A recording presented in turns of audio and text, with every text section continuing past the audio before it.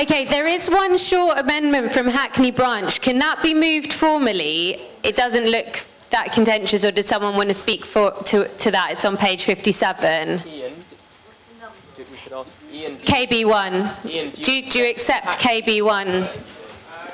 Do you accept the Hackney amendment? I haven't read it, so I can't. Yeah, but it'd be quicker for you to read it and say if you accept it then, because it's not very controversial. Okay, all right, so some... Huh? Yes, Yeah, the Hackney amendment, yeah.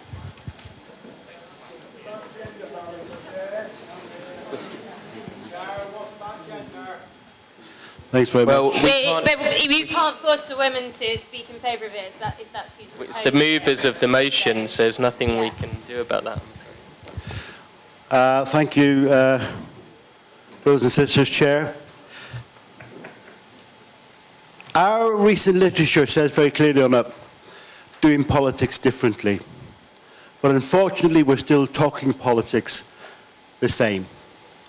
And I think it's very important that when we look at KB1, unfortunately, you haven't got the full document in front of you.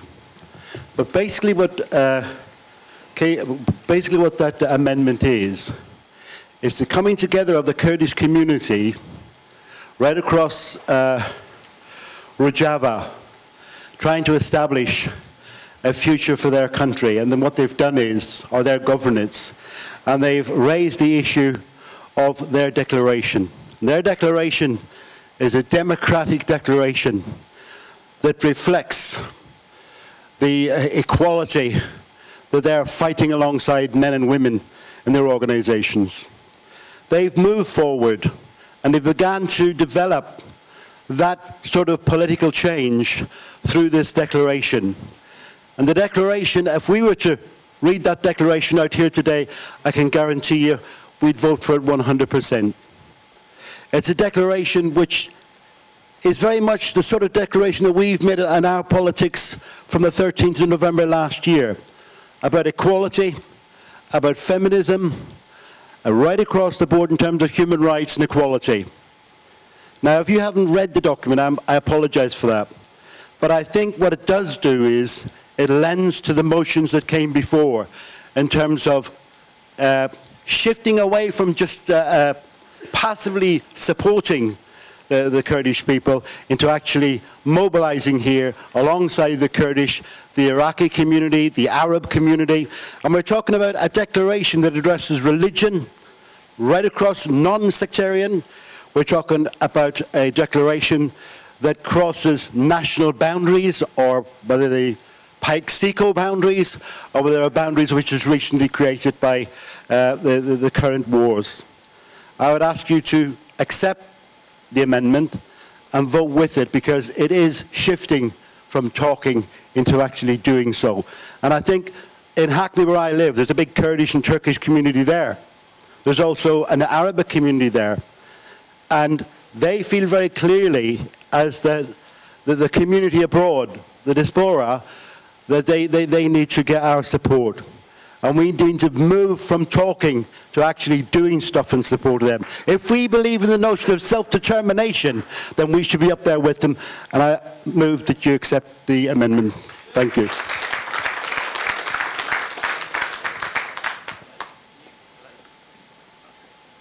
Hello? Hello? Okay. Hello? Okay. Sorry. Thanks to our friends at the London Irish Centre. They've given us permission to extend the conference till 5:30, but that's an absolute guillotine point. And in any case, none of us want to be here any longer because it's all been a long day. So what we're going to propose now is that we have 4 speakers from the floor for the discussion, and I'm going to prioritise women to speak, as the amendments were quite male-dominated. So could I take the first 3 women in the queue, and then another man? Point of order. But we're not at that yet. We're on one section of it that is coming, like the war and peace. section. This is the international section. So the Well, we've got an extra half hour to So, go, it might- just to clarify for everyone, thanks for your patience. The decision of the conference this morning was to move the Ukraine motions into the scheduled agenda in the international session, and that's the decision that we've observed. So, we want to conclude the discussion on the related motions around Syria and the Middle East, and then we'll see where we are after that. But those proposals are still in the scheduled agenda. So could I take the first speaker in the open discussion?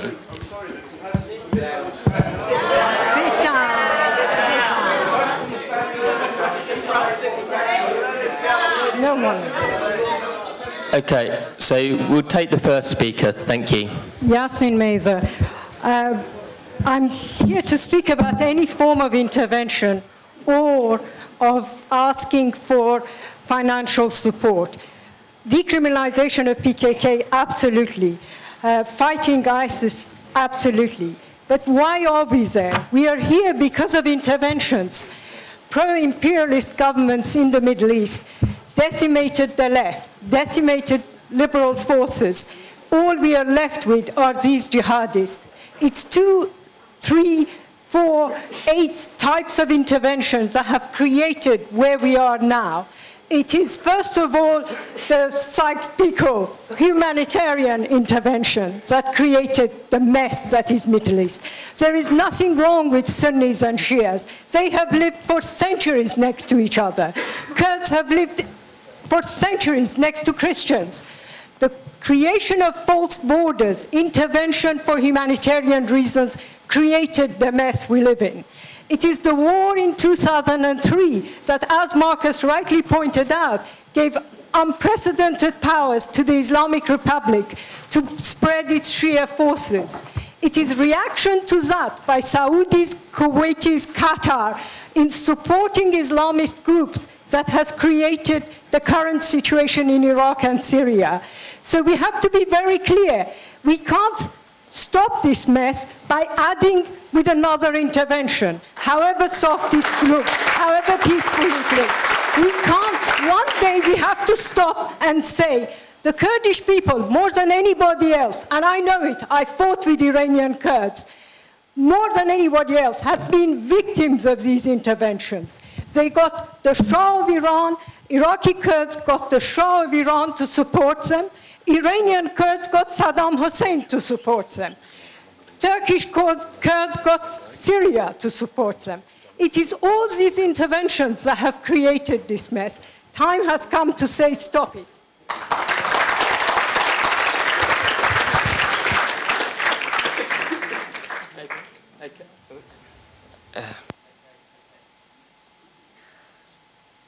Okay. It's been pointed out to Standing Orders Committee that the session has exceeded 90 minutes. So I'm afraid that in terms of our access requirements of our standing orders and constitution, we have to take a 5-minute break and then resume the discussion. Now, if anyone is against that from the floor, then they have to challenge it. Sorry. Yeah. What's that? Go ahead. Let's go ahead. No, we can't. Okay, well, we can have a vote on it, but it's been raised from disabled access, so it's not just call the break. It's a party policy. It's a constitutional policy, so I'm afraid we have no choice but to take a 5-minute break. So that means that we will come back at 5:05. Okay, fine, challenge it, but it's a bit concerning if people think disabled access is ridiculous, to be honest.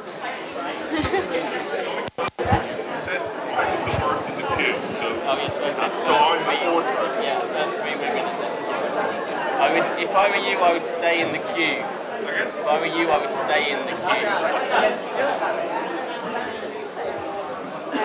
We've got 3 women, great, and the guy with the beard talking to Susan.